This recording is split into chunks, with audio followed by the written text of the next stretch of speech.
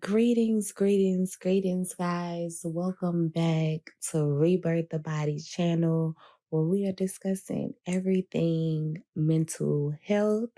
And today we are talking about our spirit guides, okay?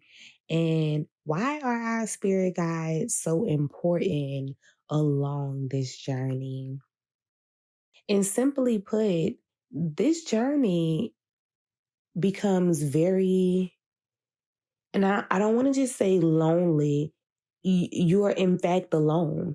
You know, you stand as a single entity that must navigate and learn how to navigate truly on its own using its own willpower, right? And so now we look at what exactly does that look and feel like? And so when you are standing alone in some of your darkest days, it can feel quite lonely. And most of us have experienced that feeling, the feeling that no one is around, no one can solve the problem. Yeah.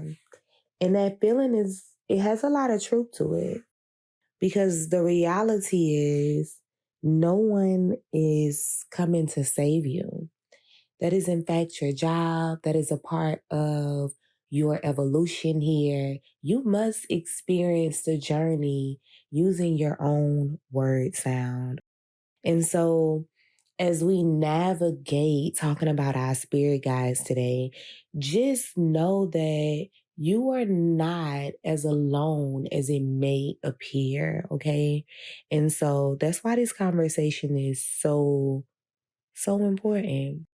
So let's jump into this. What exactly are your spirit guides? And so, first, we would like to point out that this is not physical beings, okay? This is not your friend that you call up when you need the answer. This is not, the lady next door, your neighbor across the street. This is, in fact, a non physical being. This is a spirit.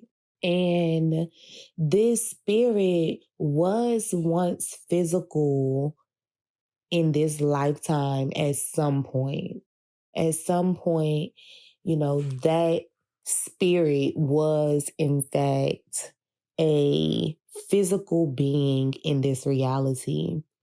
And so this spirit, has a advantage, right? Because not only is it completely in spirit form, but it has had the experiences of a normal earth human, okay? So this spirit knows what it's like to conduct in human life. And what I would like to say is that these spirits have elevated to be guides, right? Like they are certified. These are not just any spirits. These are spirits that have the credentials and qualifications to lead the way. All praises. And so these spirit guides, I like to call them the masters. They're the masters because they have elevated to be a spirit guide. I definitely feel like that's my next step. I don't even know if I'm supposed to say that, but I can feel it, okay? And so they have elevated past the human sector, and now they are guides to human beings on earth like me and you. So this is really cool because, it is said that your spirit guides can, in fact, and most likely is not individuals who are part of your lineage. So that's really cool too, right? And they're not angels. Sometimes people mix spirit guides up with angels, but they're in fact not. They're not angels at all. And those are two separate aspects. And so guides have had previous lives here on earth, whereas angels have not had that experience. They are in fact just angels. And so they have not been here prior. Guides may have, you know, they may have completed a segment of work, and due to what advanced out of that work, they have earned their spots as guides. And this is not something that you can just, any spirit can't join and be part of that segment, right? And so it's a beautiful thing. And we must know that we can call upon our spirit guides. We can call upon them. We can ask them for assistance and guidance and, show me the way. We can cry to them. We can ask for healing. And you want to build an intimate relationship with your spirit guide, right? Because our spirit guides act in our best interest. They are supportive of us in every way, and usually they understand the support that we're lacking. They understand if like we're not getting that element of emotional support or physical support or mental support, and they're able to feed into those channels, especially when we're very intentional about what we're doing.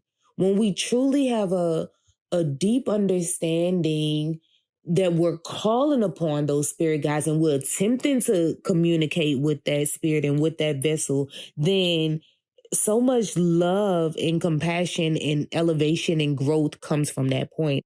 And so you have to be vulnerable, right? You have to be vulnerable enough to know that you're in good hands, right? You have to be vulnerable enough to know that spirit guides exist. And see, this ain't for everybody, right? We have to be reminded that the element of imagination has been ripped from us. It is our sixth sense, and can in fact be one of the most important. However, well, no, it all makes sense. Why is ripped from us? So much magic and power comes from the element of imagination and being able to imagine something. But that's something that has been ripped from us as human beings, right? Who have experienced some time on earth, is quickly ripped from us in our adolescent years. And it makes it even strenuous for us to build a connection with that spirit guide, because we have a feeling of we don't believe it, or we're talking to ourselves. And all of those things are in fact happening, right? You are talking to yourself, and it's necessary. And it's necessary to connect with that spirit guide. And so, again, the spirit guides are the master guide. They are overseeing your life. And they hold so many vessels to your most spiritual lessons and the themes of your life. You can think of your spirit guide as like, that supervisor and manager you go to, like, hey, what's next on this plan? Or I have a question about this. Know that they exist. They're there to help you and assist you, but you must be willing and vulnerable enough to ask for assistance, to know that it's okay to ask for assistance. See, that was my biggest problem. I needed to be reassured that I could ask. So know that you have this big spirit in your corner that's always rooting for you. You have this spiritual army that's behind you that is constantly feeding in to your spirit and soul development, right? It is governing your journey. It's bringing significant people and significant moments, and it's bringing challenges that belong to you. And, hold on to those challenges just like you hold on to your blessings, because that's where you actually get to break through. That's where you get to be the flower busting through concrete. That's where you get to do things that people said couldn't be done. And, at least not for you, right? That's where you experience that. So I want to remind you that you have a spirit guide, or you have some spirit guides in your corner rooting for you, wanting to assist you on a journey in any way that they can. Just know that you can build a relationship with that entity, and you can set yourself more and more free each day and each moment. And make sure that you set up just small goals for yourself, right? If being happy is hard and you was able to be happy 3 out of 7 days, root for you. Pat yourself on the back. Give yourself a good hug. Let you know how proud of you are. Because guess what? Your neighbor might not say it. And the person across the street might not say it. And your teacher might not. And your spouse might not. But you should tell you. You should tell you how amazing you are. You should remind yourself of that.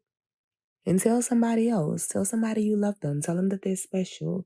We need to hear more of that. Enjoy your beautiful days, loved one.